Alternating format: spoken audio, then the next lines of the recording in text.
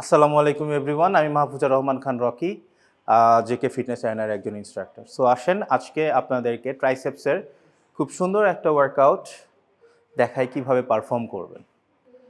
So আসেন, প্রথমে আমরা কেবল ক্রস ওভার মেশিনের সামনে দাঁড়াবো এবং বারটা আমরা ঠিক আমাদের মাথা বরাবর সেট করব। অ্যান্ড বারের সামনে দাঁড়িয়ে চেস্ট আপ, হিপস স্লাইটলি পেছন দিকে আমরা পুশ করব অ্যান্ড বারটা ধরবো ঠিক এইভাবে। আপনারা আমার গ্রিপটা বুঝতে পারছেন নিশ্চয়ই, হ্যাঁ। সো এইভাবে গ্রিপ করার পরে আমরা এখানে ব্রিথ ইন করব, নিঃশ্বাসটা হোল্ড করে অ্যান্ড পুশ করব। আমরা চেষ্টা করব শোল্ডারটা যত সম্ভব নিচের দিকে থাকবে।